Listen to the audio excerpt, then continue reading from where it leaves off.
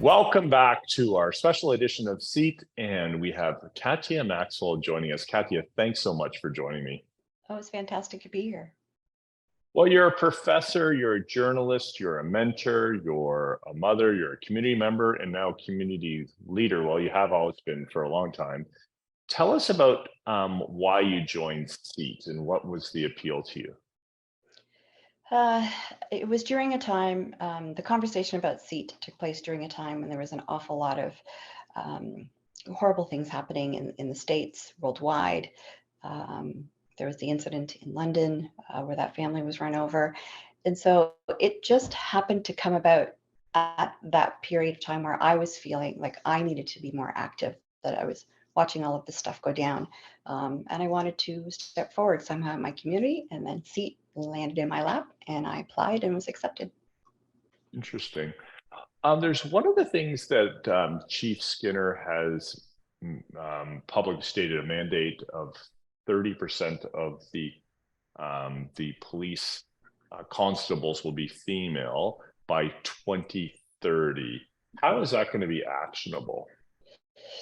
That is a profound question, Peter, and multi-layered.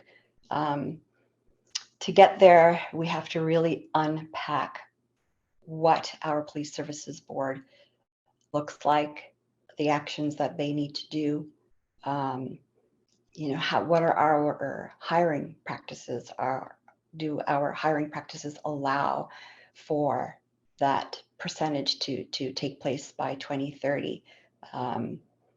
So I think, again, it's multi-layered. It's really going to take commitment, attention, a really mindful look at what we want the Police Services Board to look like, and then how that's going to ripple through the police services itself in terms of staff and constables, people on the ground.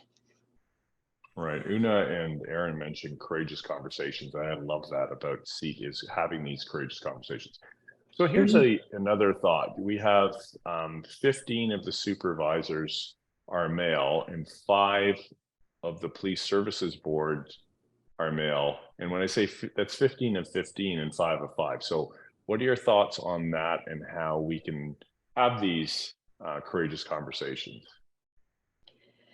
I was part of a delegation that did go to the Police Services Board meeting and speak to the issue of the makeup of the current Police Services Board. As you say, they're all male. And it's not surprising, unfortunately. It's beyond disappointing, especially when we've been surrounded by these conversations about diversity, equity, inclusion, and what these things are supposed to look like. And somehow our Police Services Board missed the beat on that one. They had an opportunity. There were positions that were open. They had an opportunity to look to various perspectives. In our case, the female perspective was on the board, and somehow that was missed. We went to ask how and why, and maybe we need to go deeper and dig deeper, and CEAT and the Police Services Board need to have these conversations where we help them figure out what kind of lens allowed that through in terms of the supervisors physically at the office. Same thing. What is it that we are doing that is preventing women from moving up the ladder, from joining the Police Services Board as an officer, and then moving up the ladder administratively? What is going on that we are not blocking, but something is happening there systemically that females either aren't interested or they're not being looked at in terms of filling the Police Services Board positions, or what's going on at the police services itself. Right.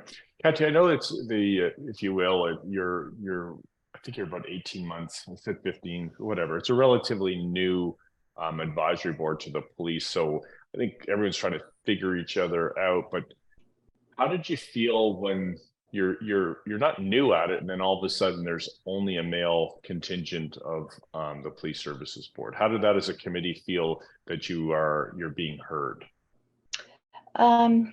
It feels like we're not being heard. It feels like CEAT is hovering in the background somewhere, and these actionable items are going on without involving the advisory board that was created to help provide the Police Services Board with support.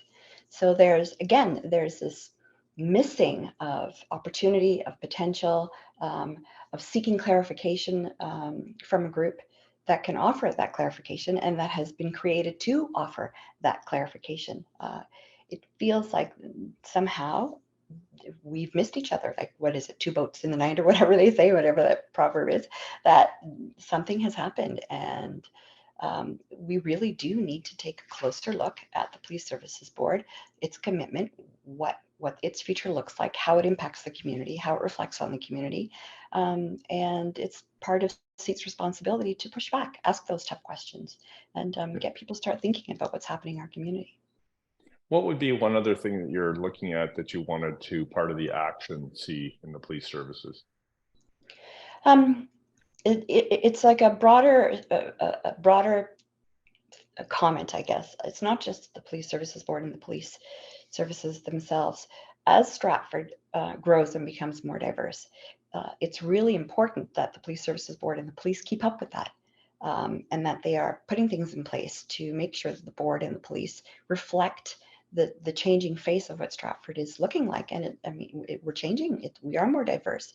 There's a need for people in our community to see themselves reflected on the board and in the police officers that are out there on the streets. Well, Katia, thanks for pushing back, and thank you for having courageous conversations. We need to have them, and thank you for joining me. I really appreciate it. Thank you, Peter. Take care. I'm your host, Peter Maranger. What's up, Stratford, our May edition. Thanks for joining, and make it a great day.